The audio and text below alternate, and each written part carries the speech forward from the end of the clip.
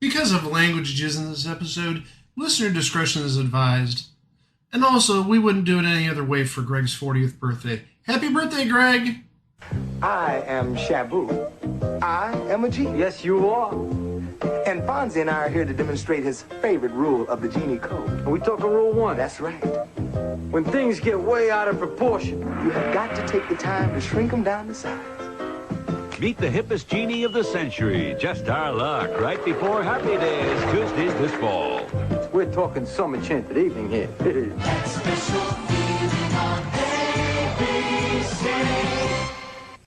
1984, the Olympic tradition continues. Theme song. Fonzie would have been what back then? He would have been like 37 or 38. Damn old is what he'd be. Well, but he would have definitely been like 38. I think he's like 78 now. I did like that they had the Mr. T knockoff. Cute. We're going to knock off A-Team. Yeah, good luck with that. He would have been 32, 33. Only? I thought he was like 77, 78. He is 78. Okay, so that was 40 years ago, so that would have made him 38. Sometimes the math just doesn't math. An anthology about the bad, the short-lived, and the forgotten shows and events in television history. This is It Was a Thing on TV. Harry, before I change my mind! I give you Super Train.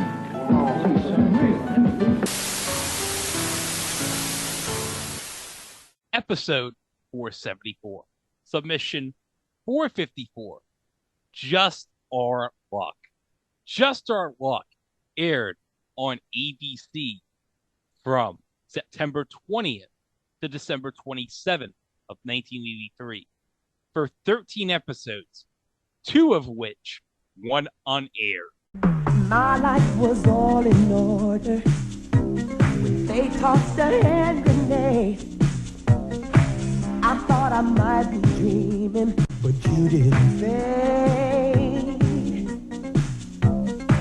I thought if I ignored you, maybe you just might go away. Is it just my luck? It's very clear you're there to stay. Is it just my luck? Living my fate. Don't have a thing in common. We don't see eye to eye. We couldn't be much different if we tried. I don't know how it happened, but here you are and here am I. Is it just our love? Is it just our love? My life was all in order with fate on a hand grenade. You boom, boom, boom, boom, beauty. I thought if I ignored you, maybe you just might go away. Isn't it just our luck? It's getting hard to find. Isn't it just our luck? Worry about things. Don't have a thing coming. We don't see eye to eye.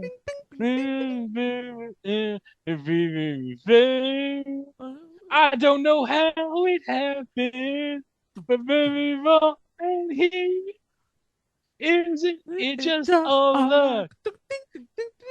Isn't it Just just all our luck? luck? I'm so fucking doing the theme song episode this year. That theme song was written by Barry DeVorzon and Joseph Conlon, and they wrote a whole other verse to it, gave it to Climax, they recorded it, and it is the last track in just one of the seminal R&B albums of the 1980s, Meeting in the Ladies' Room. Ooh, I didn't even realize this was commercially available. Oh, I'm going to buy it on Apple Music as soon as I'm done with this. It is a banger. This is my birthday episode. I am officially 40. Yay! Yeah, you have to rub it in, guys. Hey, 40's not that bad. Oh, actually, I did turn 40 in the year 2020, which we do not talk about. And I turned 40 in 2015, and I took a precaution because I didn't know what my family was going to do. I actually went out to Los Angeles and spent 5 days out there during my 40th birthday. And actually spent my 40th birthday at Price is Right. What would have been the Cinco de Mayo episode, but because of the tragedy that happened in Nepal like a week earlier, it got pushed all the way to like late August of 2015. Oh, man. You know, you were in Los Angeles, Mike. Could you imagine if you were like, I don't know, like walking down somewhere on like the beaches of LA and you run into like some lady selling lamps and like you trip over a lamp and you break the lamp and you have to buy the lamp. Thankfully, I'd have a credit card with me so I can afford to pay for the damages. But what if the lady only takes cash? Here, cash. But still, I'd pay my debt. Yeah, I made a mistake. My 2 left feet, tripped over a lamp and destroyed it. Then you take it home and then, okay, it's sitting on your shelf or whatever. And then Benoodles knocks it down. And then all of a sudden a genie pops out. That would be typical Benoodles knocking stuff over. Well, this is the situation that happened to a TV weatherman named Keith Burrows. He's just jogging on the boardwalk somewhere in LA.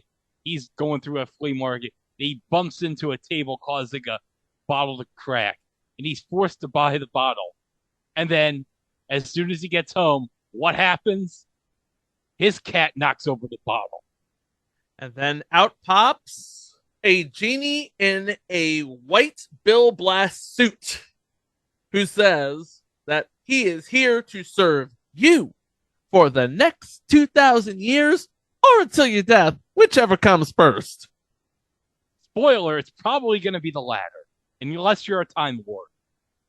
We have this situation here where Keith the Weatherman has this genie whose name's Shabu. Wow, what a name, huh? Shabu. He's granting Keith like all these wishes all over the place. And over the course of this series, like hilarity's going to ensue. But also there's going to be so much wacky, batshit insane stuff that's going to happen on this show. Like, you're not even going to believe like what you're going to see on this show. It's like surreal. I watched like half the episodes are on YouTube. I watched them and I said to you guys in the chat, this is the most batshit insane show I've ever seen. Specifically, I think there are 2 episodes where you said that. Yes. But we'll talk about that later. Oh, yeah. Well, Chica, let's talk about our cast. So who do we have in the cast? All right. So it was created by Lawrence and Charles Gordon. They're brothers. They're writers. Whatever. In the cast, playing Keith Burrows, Richard Gilliland. I remember him from an episode of MathNet on Square One. He was actually in Airplane 2, 14 episodes of Designing Women, and I want to say the last season of Macmillan and Wife as Sergeant Steve DiMaggio, or Philip DiMaggio, or Steve Philip DiMaggio. Now, hold on, guys. We're going to debut something here. Mike, get it ready. Rock, do you have anything to say regarding the lamp breaking? Uh-oh. Finally, after all these years, Rock Hudson and Susan have been reunited. What do you have to say about that, Susan?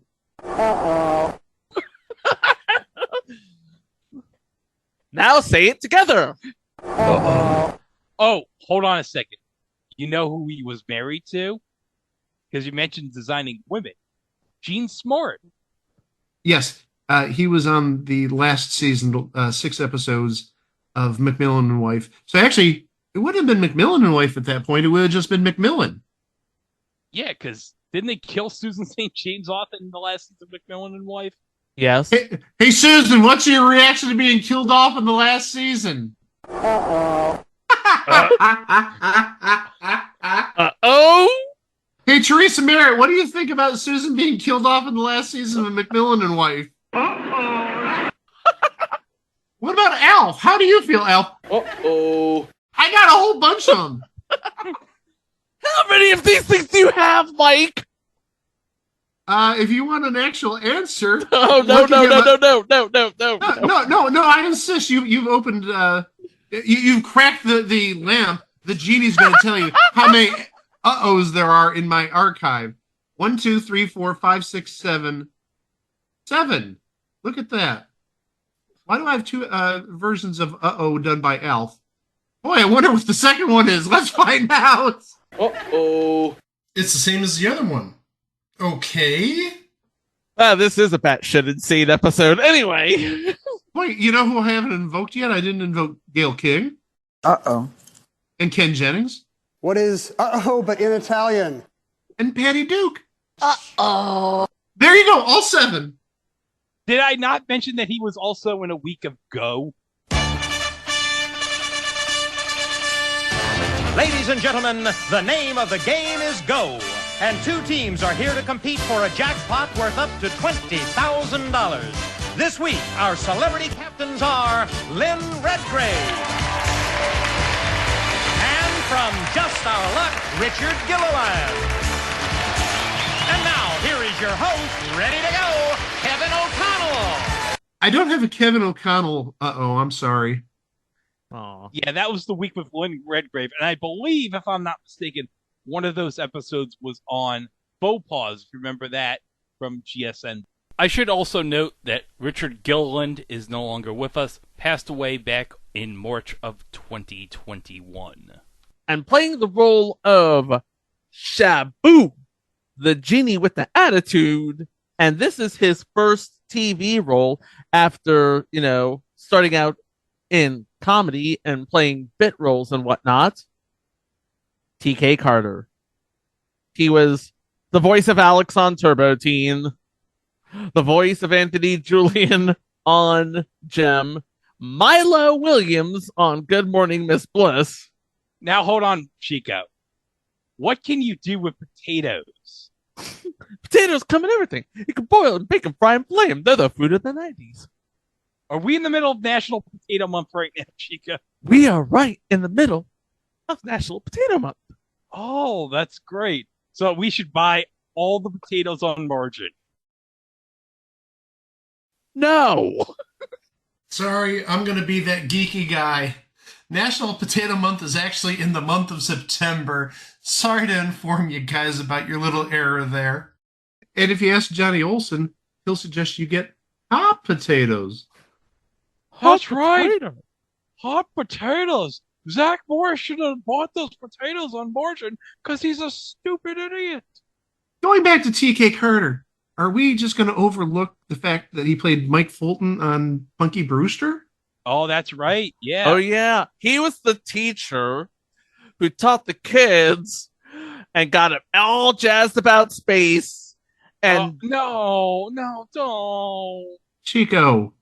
No, don't do that. Yeah. Okay. I bet all the kids were looking forward to watching Melba that night on January 28th of 1986. But he was also in future entry, The Sinbad Show. Wait. The Sinbad Show? The show with Sinbad? The show with Sinbad. Wow. No, the show with Steve Harvey called The Sinbad Show. No, what do you think? No, that's also no, that's not a future entry. That lasted 3 seasons? But needless to say, he's been on a lot of stuff. And I'm not going to lie, when I looked at his IMDb, looked at his picture, he is 67 years old. That picture of him does not look like he's anywhere near 67 or 57 or legitimately even 47. So either he knows the secret to being young or that image was taken probably back in the late 90s. What can I say? Black don't crack.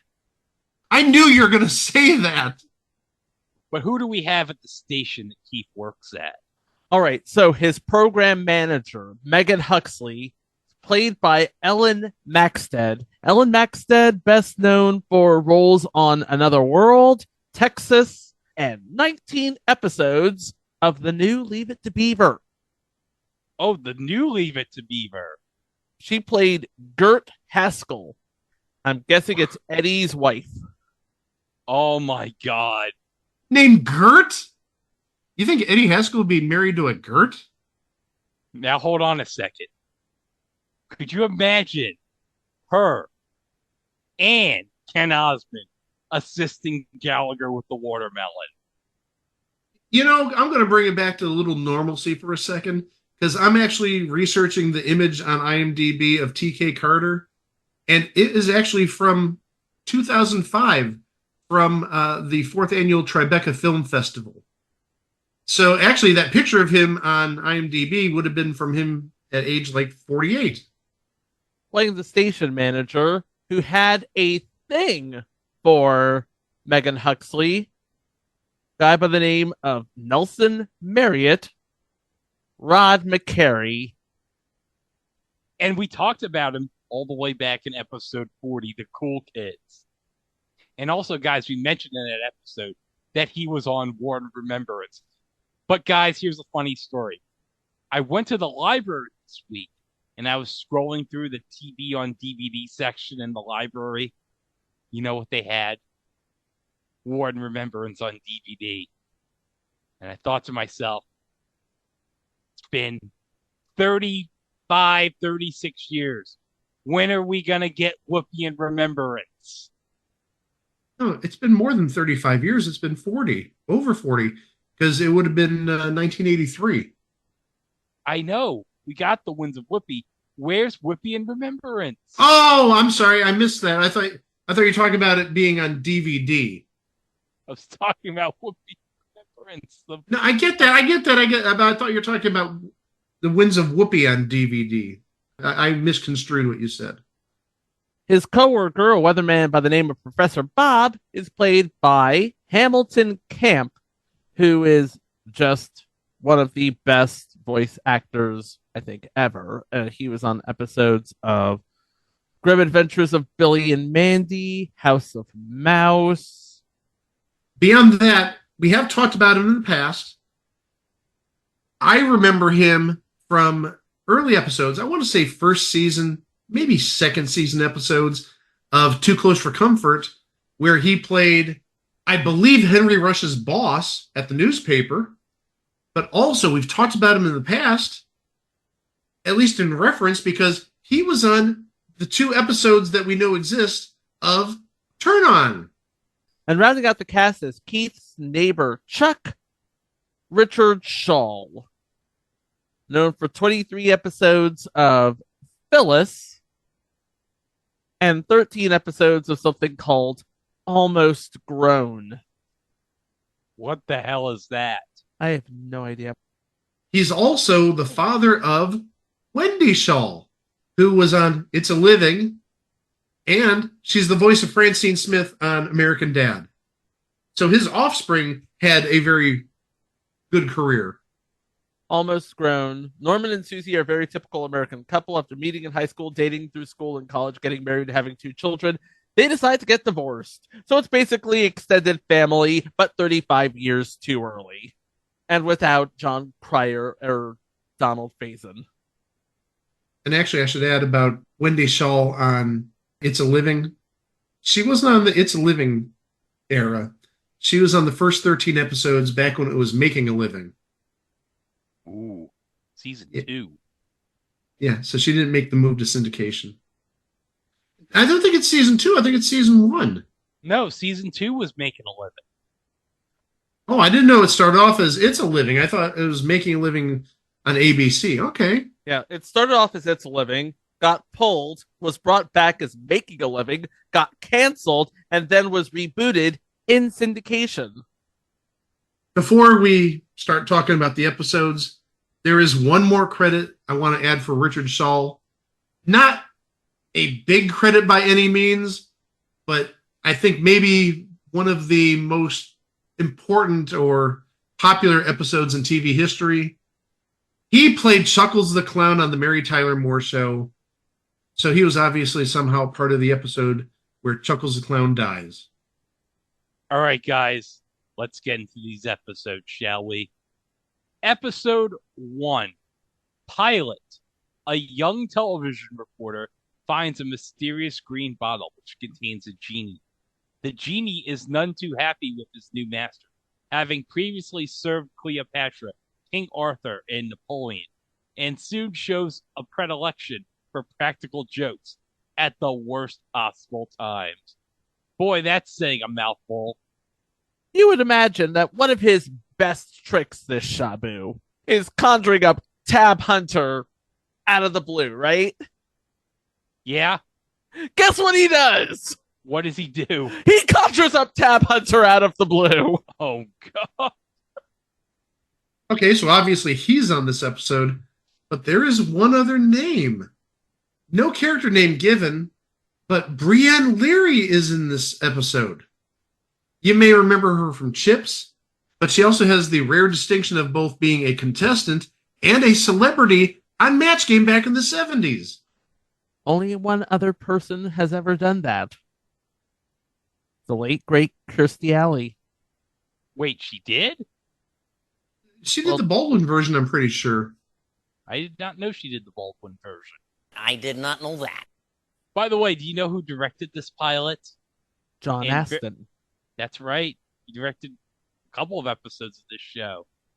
Episode 2, The Chappelles. And oh boy, I can't wait to discuss what the Chappelles are.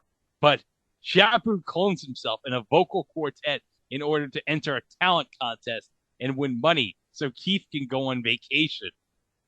Now, Chico, can you describe the Chappelles for us? You're gonna make me say it, aren't you? Basically, it's like parts of Shabu's personality, because it's kind of like how Mick Foley has like the free faces of Foley with Mankind, Dude Love, and Cactus Jack. Okay. It's kind of like that with Shabu. We have two big names and a recurring character. The recurring character, Jim Dexter, played by Leonard Simon, who has been in Blue Thunder, Columbo, and little else besides that. But the two big names, both big names in radio, both big names in television, both playing themselves. Playing Don Cornelius is Don Cornelius. Wow. The Don Cornelius from Soul Train.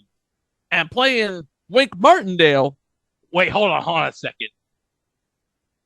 Mike, who do you think's going to play Wink Martindale on this show? Bet you we can get Hamilton Camp to play Wink Martindale. He's not going to be on this show till the next episode, Mike. Well, no, that means he's available then. I have no idea who could be playing Wink Martindale. All right, Chica surprises. Who's playing Wink Martindale? Wink Martindale. Wow. Now, hold on a second, guys. I got it queued up. Do you want to hear this stellar performance by the band? As a matter of fact, I do. Why is that even a question? Play it.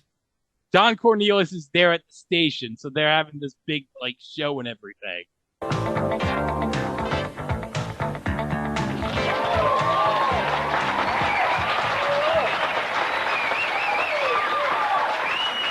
how about it one more time, gang, for our semifinalist fabulous commotion. You don't look like the Soul Train set to me. They couldn't afford the whole set. That is the crappiest looking fake Soul Train set ever. It is, well, but the logo was actually kind of sort of on. But I gotta say, are these Danish subtitles? Yeah. Well, that's how we got 6 out of the 7 that are on YouTube. Thank you, whoever in Denmark decided to save this. And we're delighted to have with us a group with a truly magical sound. A great soul search welcome, please, for the miraculous Chappelles.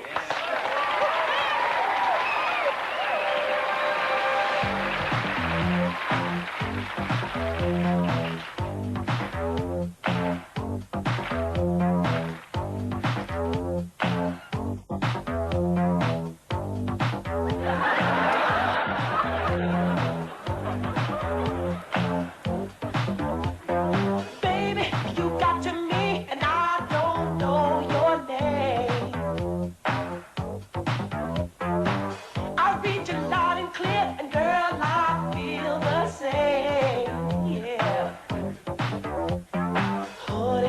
watching you ever since you joined the party.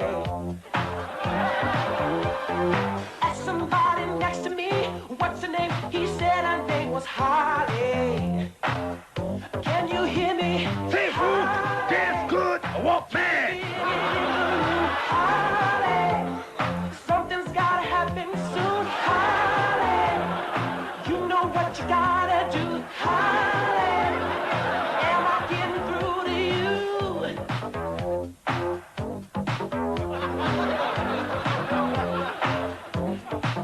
Listen, since you walked in the room, I had eyes for you.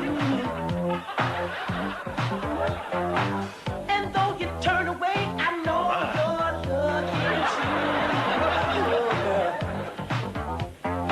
Honey, I've been watching you ever since you joined the party. Ask somebody next to me, what's her name? He said her name was Holly. Can you hear me? Holly. Can you feel it in the room? Holly. Something's gotta happen soon, Holly. You know what you're gonna do, Holly. Am I getting through to you, Holly? Something's gotta That was Holly by the Chabelles and some guy who looks like Lenny from Laverne and Shirley. By the way, did we mention one of Shabu's personalities is Mr. T for some reason? Mike? The fuck did we just watch?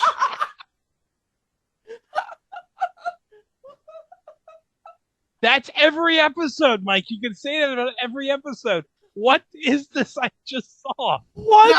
And I get that. I totally get that because you told us, this is going to be a very weird episode, and you showed us, some things from future episodes that just are mind-blowingly, crazy. But what was that? That's all I can say. All of the exaggerations that Shabu goes under, that's all TK Carter. He took absolutely no direction from anybody. That's him. Episode 3, Transition. Shabu tries to inspire Keith to apply for a promotion by inspiring him with visions of other great Americans. So, okay, Keith is the weatherman at the station. This episode introduces us to Hamilton Camp's character, who replaces Keith as the weatherman of the station. They, and by they I mean Megan and Nelson, try to conspire a way to get Keith off the station. So it's like, well, I got an idea. We could just make him like a newsman or something. So Keith has this report, and I'm going to share you this news report. So, okay, here's this epic news report that Keith has ready for Shabu and Chuck. Okay, here we go. This is the epic news report. Hey, you want to see something great? Check out my audition tape. Oh, that was the best part. Hi, I'm Keith Burrows, and I would like to reintroduce you to a familiar face. Now, this may be somebody you haven't seen in a while, but the minute you hear this voice, you're going to know exactly who I'm talking about. Oh, boy. It's going to be a hot time in the old barn tonight. Oh, Timmy the talking horse. I thought he was a goner. Well, Timmy, now you've been out of show business for quite a while now. Do you ever miss the glamour and the lights? Well, I miss the glamour, but I sure don't miss the lights. I remember one time I backed right into an arc lamp. Damn near fried my flanks. You want to see? Oh, no, that's okay, Timmy. So, tell me, Timmy, you must have a lot of wonderful memories. But do you ever remember a time when you wish you hadn't gone into show business? Well, there's just one time. I was having lunch once, and when I looked up, there was Orson Welles coming right at me with a saddle. That'll scare the oats right out of you. This is downright pitiful. My thoughts exactly. I could not agree more, TK Carter. Okay, so then, okay, Steve is going to play the news report for Nelson. But then, okay, Keith leaves the room. Nelson's just watching this. And guess who shows up in the painting of Whistler's mother, no less? In a while. The minute you hear this voice, you're going to know exactly who I'm talking about. Now, let me explain this. So, in reality, the tape of the interview with the talking boss is being played. But this is what Rod McCary, thanks to Shabu.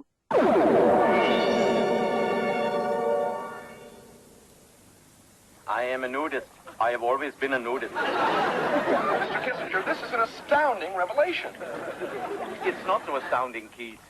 Thanks to me, many people in Washington have become nudists. What? Nixon was a nudist. He was the first. He was always fat. Queen Elizabeth would go skinny dipping from time to time. So are you saying that official government business was conducted in the nude? Absolutely. Every Monday morning, we would all meet at Camp David. We would rip off our clothes and scamper through the sprinkles. It was a beautiful experience. When Gola was there. On those mornings, I would sleep late. Thank you very much. This is Keith Burrows for KPOX News. So, he sees a news report. He thinks of him reporting that Henry Kissinger is a nudist. I did not know that. Mike, are you stunned by this revelation? This is the most bizarre thing I've ever seen. And I had to watch every episode of the Hudson Brothers Razzle Dazzle show. But this is more entertaining than the Hudson Brothers Razzle Dazzle show. No, at this point, it's more bizarre. I am, like, baffled by what's going on. Episode 4, photo finish. When Nelson brags about his racing victories, Shabu forces him to relive the marathon races where he cheated in order to win. So yeah, it's revealed in this episode that Nelson, he's like the winner of the race that the station puts out, but it's revealed, you're not going to believe this, guys. He cheats by cutting through the line in the marathon. So he's pulling a Rosie Ruiz every year at the marathon, it seems. I can legit say I never thought we'd have a Rosie Ruiz reference. Yes, he has a lot in common with Rosie Ruiz, who, of course, cheated in the Boston Marathon, which, of course, Rosie Ruiz, not the first and not the last cheater ever in the city of Boston. Oh! Burn! Where were you for the roast of Tom Brady? $375 million Rupert Murdoch's wasting right down the toilet. And you know the first game he's going to do is the Browns and the Cowboys in week 1. America's Game of the Week, WEAK.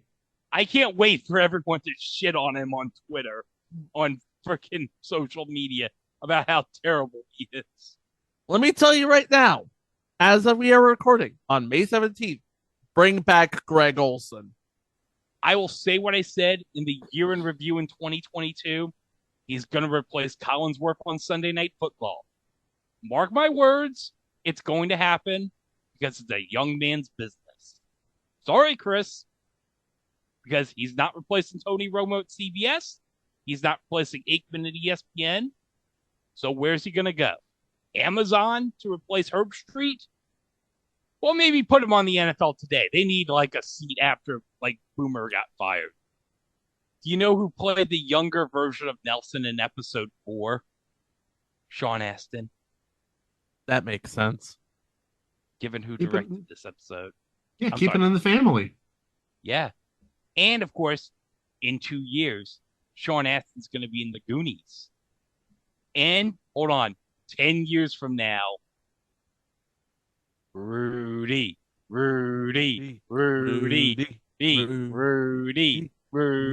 Come on, Mike, channel on. Rudy. Now I'm cool. Episode 5, Uncle Harry. Shabu wants to surprise Keith on his birthday, so he conjures up his long-lost Uncle Harry. But guys, you're not going to believe this. The man he transports is the wrong Harry. And the old man... I'm sorry. The wrong Harry? Yes. Oh my gosh. Okay, what happened was Keith wants to see his uncle, who's in Wisconsin. So Shabu thinks, oh, I'll do something nice for Keith. I'll get him his Uncle Harry. So he gets a guy named Harry, but the address was wrong. The address he's intercepted this guy to be in Los Angeles is wrong. The wrong address in Wisconsin because he forgot to put like East in the address. So he picked an Uncle Harry who was in a hospital waiting for surgery, who's like 3-4 hours away getting like a surgery or something. So in other words, Shabu just abducted a guy. Yes. And the old man and the wrong Harry wanders away before he can be sent back. Okay, this is like one of the craziest things I've ever heard. Not just this episode, but as a whole. Did we mention that there's a robot in this episode too? They got to find the wrong Uncle Harry to bring him back to Wisconsin. And Keith and Shabu are like intercepted by this gang or whatever in like a bar or something. And to fight them off, I guess Shabu gets like this toy robot, puts him up to giant size, to scare the gang, and shoots lasers at its eyes. It's amazing. We do have two names in this episode. Unfortunately, the first person, I don't have a name for their character, but Richard Mall was in this episode. He was probably one of the goons who was getting roughed up by the giant toy robot. I was actually thinking maybe he was the robot itself, maybe the body of the robot, because, robot could be very tall, but your explanation makes more sense. But the other name playing Rose on this episode is Dodie Goodman. You might remember her from a couple of game shows back in the day. She made the rounds on the circuit back in the 70s. But the place that she is probably most well known for is she played Martha Shumway on Mary Hartman, and Forever Fernwood. But this episode's very sweet. Like Rose and the wrong Uncle Harry, they have like this love affair in this episode. And I gotta say, it's very sweet. Episode 6. Something alien this way comes. Shabu accidentally demonstrates his magic while Professor Bob is watching and becomes convinced that the genie is an alien from another planet. That's right. Hamilton Camp assumed that Shabu is an alien. But you know who they get? Because Shabu and Keith have to pretend to Professor Bob that, oh yeah, we're in fact aliens. Do you know who they get as their quote-unquote leader of their planet? Mike, do you want to guess who the leader of their planet is supposedly? If this is the name that I'm looking at on IMDb, my gosh, I don't even know how to react at this point. Is it that person? Well, you don't know who I'm talking about. Spill it. Pretty Woman. What? They got Roy Orbison. Yes. I have no thoughts. I mean, seriously, I can't even, give a reaction. I'm just in disbelief. Episode 7. Engelbert Humper Cricket. Now, Chico, you watched this episode, correct? I did watch this episode. Okay, so let me read the description. Shabu decides that the party Keith is throwing for his station manager is too dull. So he decides to use magic to spice it up. So, okay, Chico, tell us how Shabu, makes this party pop. First thing he does is animates a primitive tribe. That's way too... No, we're just gonna back it up there. Then he animates a bunch of cool, classy people. Meanwhile, he accidentally gives voice, literally, to a cricket out on the balcony. And if you've ever seen the Michigan J Frog Looney Tunes, it plays out exactly how you think it does. Oh, yeah, this is exactly that Looney Tunes episode because Delson is like, where is this sound coming from? And it's like he sees the cricket and it's like, oh my God, this cricket can sing. Oh my God, I'm going to be fucking rich. It doesn't work out that way. No. It's exactly like the Looney Tunes episode. Like, he has the cricket and it's singing and whatever, and it's recording. But when he tries to tape it, you know what happens with the cricket? You know how the plan for freaking Nelson gets spoiled? Megan sees the cricket and it's like, oh, it's cricket! And just throws it away. And Nelson's like, oh. He's searching all around for the cricket. It's like, my cricket, where are you? Somewhere in the hills of LA, that cricket's singing. Isn't it singing Mac the Knife? Yeah. You know what? I thought of something. Maybe that cricket was the singing voice for Mac Tonight from McDonald's. Mike, you remember Mac Tonight, right? Who doesn't? I mean, that is like a piece of pop culture from like 1987, 88. I remember it vividly. Yeah. Oh, man. Well, the first half, it's been very insane. But we gotta settle down. We've seen so much crazy stuff. We're gonna take a bit to settle down, but we're gonna bring you some 1983 commercials from ABC. We're gonna come right back after this.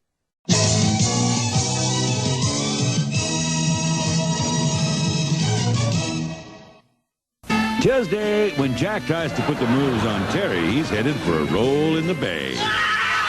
On Three's Company, and Madeline's masquerade party turns into a costume brawl. Hey, we're dancing here. Sock rope, honey. Oh, Madeline, then.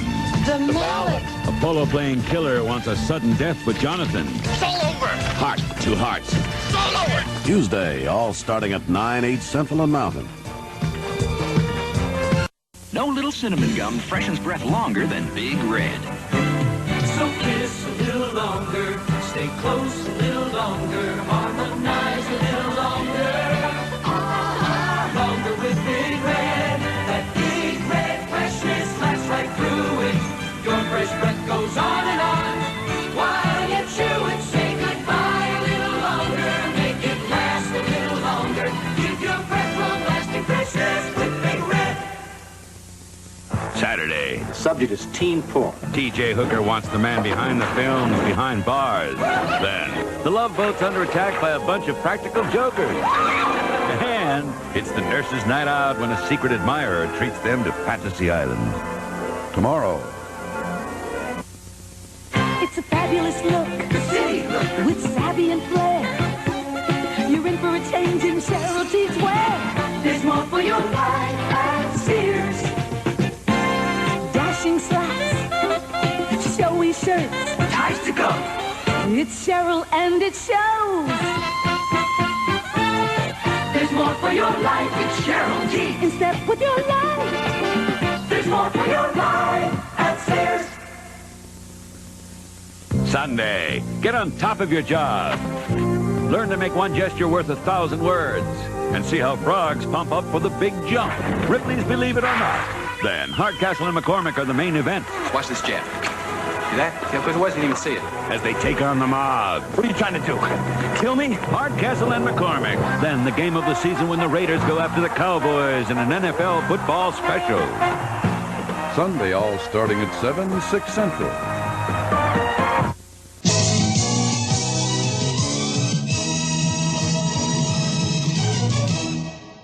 We're back. Man, I wish I had a singing cricket here right now with me to sing happy birthday. Happy birthday to you. Happy birthday to you. Is this doing anything for you? I didn't think so too. We don't have the second half to run on YouTube, so we can only imagine the crazy stuff, especially in this episode. Episode 8, No Holds Barred. Wait, the movie's not going to be out for another 6 years. I don't see no Tiny Zeus Lister. I don't see no Kurt Fuller. I don't see the Hulkster. Keith must fight a professional wrestler who takes a dim view of the story he did on the sport for his television station. Oh no. He pulled a John Stossel on Dr. D. David Schultz. He probably had his ear slapped. Go see that one episode of Dark Side of the Ring. Do we got anybody? We do have somebody, and oddly enough, this is the wrestler, it appears. I don't know anything about this person, so I'm going to defer to Greg But Mondo Guerrero is in this episode. Yes, from the famous Guerrero wrestling family, which of course features Eddie Guerrero. And we mentioned Hector Guerrero, who's one of the Guerreros, in the Gobbledygooker minisode we did all the way back in 2020. We also have, presumably, as another wrestler, Donald Gibb, a.k.a. Ogre from Revenge of the Nerds. Nerds! Yeah, looking at his IMDb bio, he's got to be the wrestler type. 6'4", muscular behemoth. Those are literally like the first couple words of his bio in IMDb. Definitely sounds like a wrestler type. Oh, he had a roster spot on the San Diego Chargers before starting his acting career. So, yeah, I mean, this totally matches up now. That makes sense because he was in 68 episodes of First and 10 as Leslie Dr. Death Crunchner. It's funny you mentioned First and 10 because our friend of the podcast, Mr. Brandon Foster Gray, mentioned that First and 10 was on like some weird like streaming service or whatever. Like I saw him talk about it on Threads. I don't know the name of it. I gotta look through my replies on Threads about it. And actually, I remember it was on DVD. This has got to be 15 years ago or so. It was one of those that you could have picked up at Big Lots for like $6 for the entire series. And I think that's a regular price. That wasn't a sale price. Oh, no. I worked at TJ Maxx around like 2007. I saw it. It was like that same price, like $5.99. Gee, I wonder why. So I went through my posts on Threads, and Brandon mentioned to me that it's from the archive.tv on his Fire Stick. So that's the name of the streaming service that has First and 10. You're telling me Tubi doesn't have it? No. Wow. That's actually kind of surprising. And then we have, as presumably a female wrestler, Spice Williams Crosby, nay Spice Williams, late of Star Trek V: The Final Frontier, Bare Knuckles, and cult classic from 1991, The Guyver. Episode 9, Wedding Bell Shabloos. I got the Wedding Bell Shabloos! One day after being challenged to find a girlfriend without using his magic, Shabu announces he's engaged to a beautiful woman. I think I know who the beautiful woman is. A name we have talked about quite a bit, believe it or not. She plays Alana in this episode. Lynn Moody. She is a beautiful woman. She is quite attractive, absolutely, and we have talked about her in the past. I remember bringing her up as one of Billy Crystal's girlfriends in the final season of Soap for, I believe, like a 2 or 3 episode arc. But she was also Tracy Curtis Taylor on That's My Mama. And actually, it wasn't 2 or 3 episodes. It looks like she was on for 8 episodes, 7 of which were in season 3 and 1 in season 4. So maybe the story arc with Jodie Dallas dating women, that may have been a season 3 arc. Why are you upside down, Greg? Dang it, Shabu! What the heck are you doing? Oh my god. I'm upside down. What is going on? Yeah, you're just stuck like that right now. Yeah, unfortunately I am. You can't see this. But unfortunately, Shabu's turned me upside down. I can't believe this. I guess I'm going to have to do it like this the rest of the episode. All right, let me see if I can read upside down. Oh my gosh! We have officially lost it. This is the episode that broke all 3 of us. Oh my gosh! I'm trying to read upside down, Mike. Oh, hold on a second. Johnny, can you come here and read this? Why the fuck are you upside down, Greg? Look, it's a long story, okay? Can you just read this episode? Okay. Episode 10. Battle of Deadeye Dick. Shabu. Good night, everybody. Yeah, just hearing Johnny say Deadeye Dick. I'm done. Good night. When you guys are done, turn off the lights, lock up. I'm out of here. Dick! Dick. Shabu conjures up an unusual witness when he and Keith are tried on assault charges. Oh my lord, guys. I didn't know that Shabu and Keith had something in common with Scotty Scheffler. Oh, jeez! The totally Too soon! Too soon! Scotty Scheffler went full tiger in a month. You never go full tiger in a month.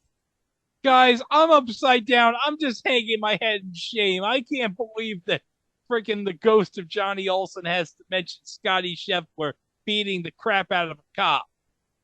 I love that you're sad about it, but since you're upside down, it looks like you're smiling. Guys, do we have anybody in episode 10? Oh gosh, do we have people? Playing the judge, Earl Bowen. It was a thing on TV Hall of Famer Earl Bowen. And playing Deadeye Dick himself, man by the name of Curtis Taylor, known as the Phoenix security guard in Bad Santa, in 5 episodes of Knots Landing, and 1 episode as the dad of Tim and Eric Awesome Show. Great job. Oh, but one more name. Playing herself, Dr. Joyce Brothers. Oh, yes. Greg, I got a serious question before we move on, since we only have 3 episodes left. Are you going to make it with all that blood rushing to your head? You know what, guys? This is like an adrenaline rush. I can't believe Shabu made me upside down, but you know what? I'm kind of enjoying this. Keep him there, Shabu! I don't want him to change ever. Episode 11, Keith's Car Crusade. Keith agrees to do commercials for a disreputable used car dealership and is harassed by customers who bought lemons because of his advertisements. What? He's doing commercials for a used car dealership and he's harassed by customers who bought lemons. Which is totally a thing that could happen. Yeah, there weren't lemon laws back in the 80s. That's the last aired episode. We have 2 unaired episodes. And we do have capsules for them. Episode 12, King Kamali's Curse. Keith finds a royal scarab with a curse on it. Uh-oh. Wait, so I now have to use a repeat of one of the uh-ohs I played earlier this episode. Or maybe I can find another one before this episode comes out. Yeah. And the final episode, Dr. Jekyll and Mr. Burroughs. Shabu's plan to give Keith a jolt of self-confidence backfires when his master emerges from the spell as an incredibly obnoxious, self-centered creep. Well, that's what happens when you interview a nudist Henry Kissinger, I guess. That's the show. Guys, why did this show fail? Boycott. Oh, yeah. Aside from the fact that it was poorly received by critics from the outset, a bunch of special interest groups, namely the NAACP, did not appreciate the whole master-slave relationship between Gilliland and Carter. The NAACP, and this is according to Truth by Consensus Wikipedia, originally campaigned to have the show removed, but later settled for a degree of creative control in the show's development, including changes to Carter's dialogue, the hiring of black staff writers, and the addition of Leonard Simon to the cast. The show that really did just our luck in was ironically the show that this show couldn't seem to stop making fun of, the A-Team. And I have TV Tango here from the night it premiered on September 20th of 1983. Just Our Luck debuted with a 14.7 rating and a 24 share. But the A-Team did a 23.3 rating and a 40 share. And on CBS, we have something called Busted Pilot, and it's Full House. No, it's not that Full House. It's something else. It did an 8.2 rating and a 13 share. Full House, 1983. Oh, Dennis Dugan's on this pilot. It's a television pilot about a divorced playwright from New York City raising 5 children. Oh, and it's based on the film Offer, Offer. And do you know who was in that movie, guys? No clue. Al Pacino. So you know what that means. Something's brewing at D&D. Wow! Al Pacino! It's not Al anymore. It's Dunk. Dunkachino? Don't mind if I do. What's my name? Dunkachino. It's a whole new game. Dunkachino. You want creamy goodness? I'm your friend. Say hello to my chocolate blend. Attica, hoo-ah, lucky light. This whole trial is out of sight. They pull me back in with hazelnut too. Caramel swirl, I know it was you. Everyone wants my Dunkachino. Can't get enough of my Dunkachino. Kids from 7 to 17 lining up for my Dunkachino. What's my name? Dunkachino. Dunkachino. Pulling out all the greatest hits this week. Guys, I don't know why Shabu turned my room into a Dunkin' Donuts. He knew you wanted to get a Dunkachino, of course. But also, I should add, looking at the schedule, that was apparently like the last week of summer of 1983, because the very next week for episode 2 of Just Our Luck, the regularly scheduled TV show appeared in that time slot, which happened to be The Mississippi. I got the ratings from its last episode on December 27th. Just Our Luck did a 12-7. The Mississippi did a 14-9. And the A-Team, which was a repeat, mind you, did a 24-6. Now, do you want to see this lineup on December 27th of 83 for ABC? So we started out with Just Our Luck. Then in reruns of Happy Days, Three's Company, Oh Madeline, and Heart to Heart. God, I can't do this upside down, guys. You gotta give me I didn't really want that to be in the final edit, but damn it. So, looking at the schedule, Happy Days, final season. Three's Company, final season. Heart to Heart, this would have been the final season before it went to NBC, right? Yeah, this was the final season on ABC, yeah. This is not really a great lineup when you consider that I think all 5 of these shows didn't make ABC in fall of 1984. Well, definitely O'Madeline didn't. So, yeah, all 5 of these shows were gone. So you had a whole new Tuesday night in 1984. And especially NBC, because you got the A-Team and Remington Steele there, despite having For Love and Honor at 10 o'clock.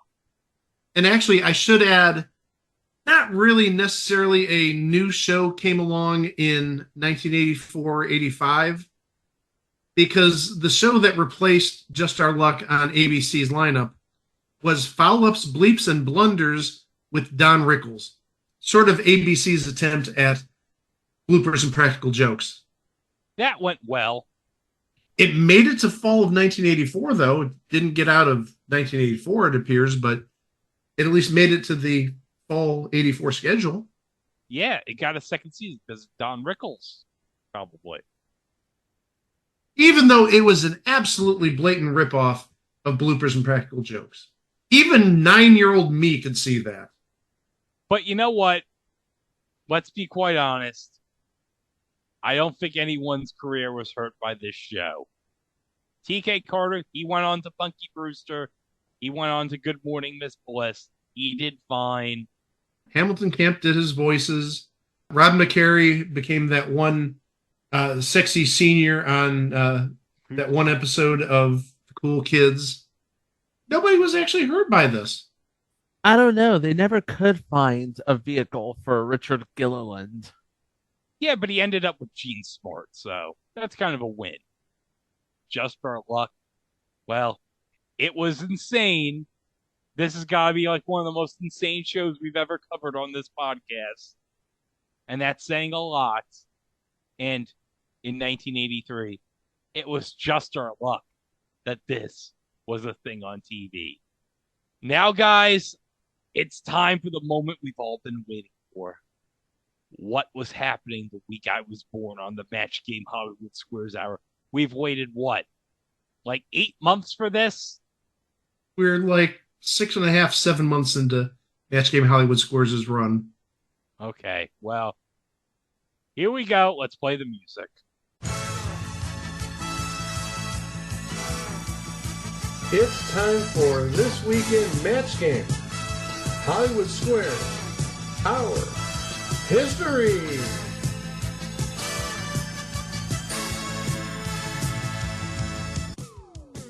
So as Greg said, it's his birth week. It is week 30 of Match Game Hollywood Squares Hour. And in the squares this week, I think everybody but one person has been on the show since it began. We have Tom Bray, our favorite from Riptide, Nancy Lane, who would have been doing Duck Factory at this point, Tom Poston, with or without coma, Jimmy Walker, who was only there for the money, Ed Begley Jr., Carla Imperato, the name that is showing up for the first time, and this is not a known celebrity, believe it or not, is Kim Hood. Kim Hood was actually a newscaster in Indianapolis. I don't remember why they had her on Match Game Hollywood Squares Hour, if she was like transitioning to a national show, but she was on for a week. But also one other name that I saved for last, Jane Kennedy. I'm sorry, I need to say that properly. Wycliffe's own Jane Kennedy. And actually, I posed a question to some Wycliffe residents on one of our local groups, and I said, where did Jane Kennedy live? Because I just wanted to get an idea of how far away I am from where she grew up, and the answer is like a little over a mile away. Basically, you go down to the main road that runs through Wycliffe, and she's on a side street off of one of those roads. So that was a nice little nugget that I discovered this week with the assistance of some residents of this fine town. But also, I want to share with you, this is the Wycliffe Connection. This is the city's newspaper they give out for free. They put in the mail like every month or so. This is the most recent issue. And actually, this is the 40th anniversary issue, believe it or not. So I have it here. I actually have the paper in my hand. And if you go to page 20, and I know all of you can do this, just go to page 20 of your handy-dandy copy of the Wycliffe Connection, which nobody has unless you're in the city of Wycliffe listening to this. There is a full-page article. You guys can see this. Full-page article on Jane Kennedy. She's a very lovely lady. She's a very lovely lady, obviously, but this goes into like her entire career. This is like literally a full page minus ads at the bottom. So it's probably like 3/4 of a page. Gotta be well over 20 paragraphs. Goes through everything in her career. Talks about You're Looking Live. We talked about that previously. It gets into her first appearing on Rowan and Martin's Laugh-In Deck in 1971. Talks about her time on the NFL Today. It's a great article. It's a very long article. I don't think it's online, though, so I cannot necessarily link to it. But there was one omission in that article. They didn't mention any of her 3 appearances on Match Game Hollywood Squares Hour. I'm sorry. For that, I'm going to be writing a letter to the editor and whoever the author is. Laura Randolph. I don't know who Laura Randolph is, but you're going to get a hate letter, even though you don't have any contact information here. There's no email. So I'll just write a letter and just put your name on the envelope and it'll get to you. And next time you write that article, add Match Game Hollywood Squares Hour.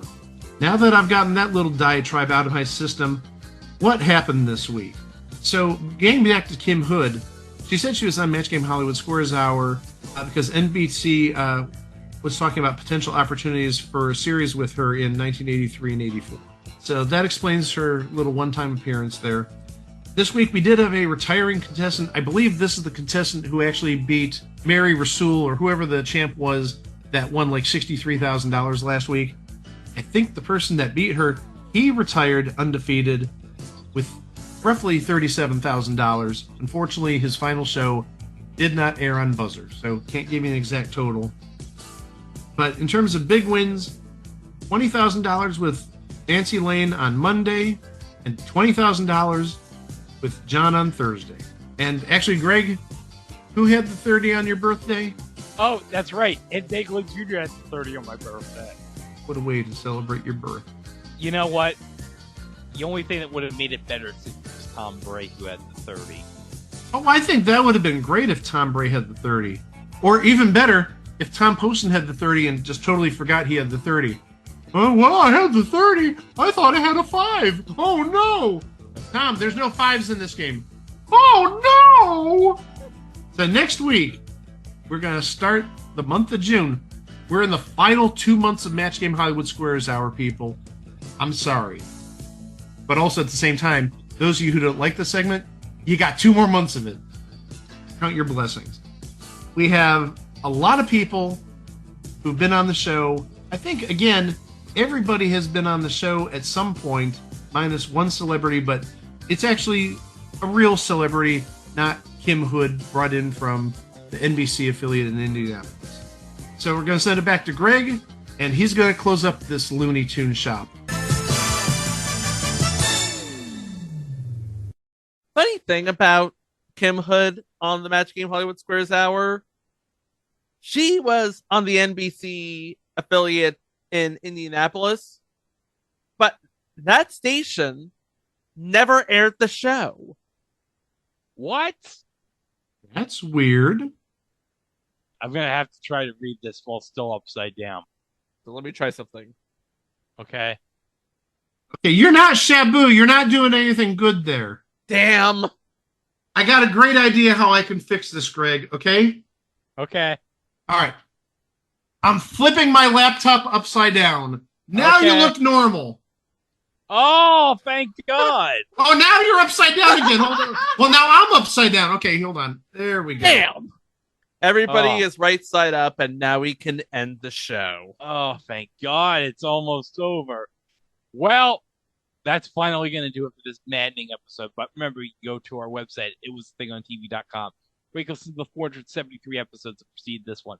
We got all sorts of creative bonuses there, including mini-sodes, live shows, extended versus previous episodes, the whole works. Hey, we recorded earlier today an instant reaction, which is now up, on our review of the trailer for EA Sports College Football 25. And let me tell you, that trailer is amazing. And boy, we can't wait for that game. And remember, we are on all social media, including Instagram, Threads, and Mastodon over at It Was Thing on TV, except for Facebook, where we are at It Was Thing on TV Podcast. And remember, if you want to follow us on Mastodon, search for us at It Was a Thing on TV, at TVWatch.party. And of course, every Friday here at the Place B Nation Public Series, we have our episodes released right over there. And remember, you can subscribe to this podcast wherever fine podcasts can be streamed, either at Apple, TuneIn, iHeart, Audible, whatever podcast streamer you use, we're probably on that. And don't forget, we are on the YouTubes, where you can like and subscribe to this channel. And don't forget to hit the notification bell. Hold on a second. I'm trying to do like magic to do the bell. I don't have Shabu's powers, but can we do something here? Yeah, I can put a bell in there. Okay, good. Uh-oh. Joke's on you. I'm going to put an uh-oh in there. Well, you can ring that bell on YouTube and be informed of all future uploads on the channel, including what's coming up on the podcast for our next episode. Well, we're going to conclude Pilot Month 2024. And, well, we're going to conclude it by telling what would have been the sequel to a very, very, very, very long-ass story. But not the sequel to a very, very long-ass story like a decade later now. This would be the sequel that happened right after the very, very, very, very long-ass story. Which somehow involves the director of one of the biggest hits of 2023.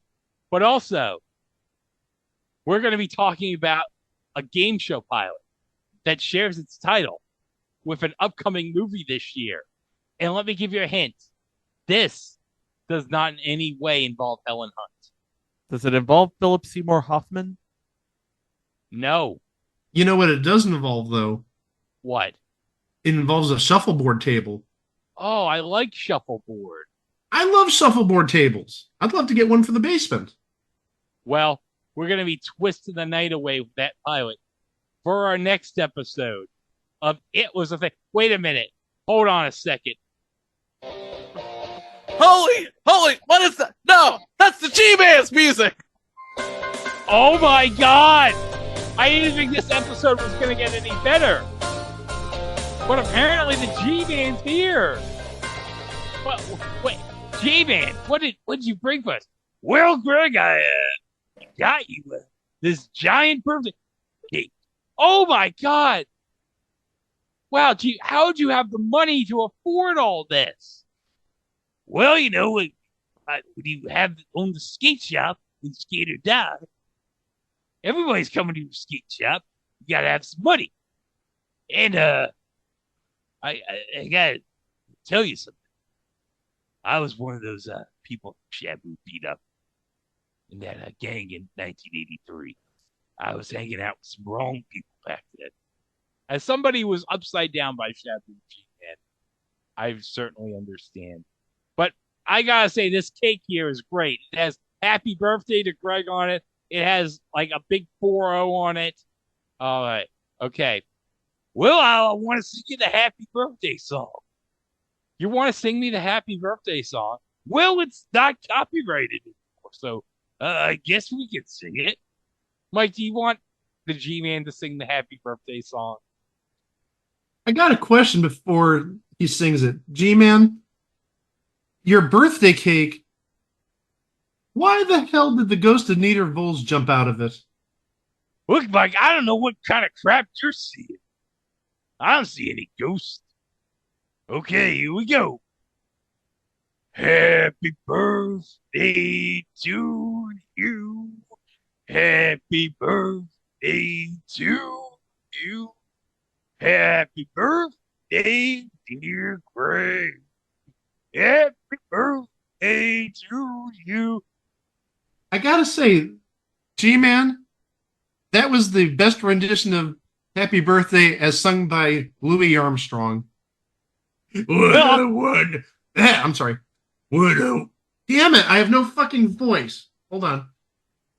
Oh, man, went down the wrong pipe. What a wonderful world. Well, you know, I've been taught to sing by a cricket who has like a wonderful voice. It was very majestic.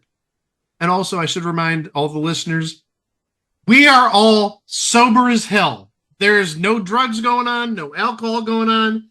This is all natural. Yeah. Continue, yes. Well, that was crazy. And we'll have more craziness as we wrap up our last two installments of Pilot Month 2024 right here at It Was a Thing on TV. For Mike, for Chico, I'm Greg, and I'm wishing myself a very happy birthday. And we'll see you right here next week for two more installments as we wrap up Pilot Month 2024. Wrap! Tuesday, Shabu calls on an old friend. Get out there and take care of business. To get Keith a new job on Just Our Luck. Then, It's over, isn't it? Joni and Chachi are calling it quits. Touch, I'm not the girl for you. It's an unforgettable happy days. Tuesday. Oh no, guys. Joni and Chachi are calling it quits. I don't believe in love no more. I like how in the Just Our Luck clip, they had actually, I think it was Galaxian. It wasn't Galaga. I think Galaga would have been out in 83. But they had Galaxian playing in the background. Did I mention that TK Carter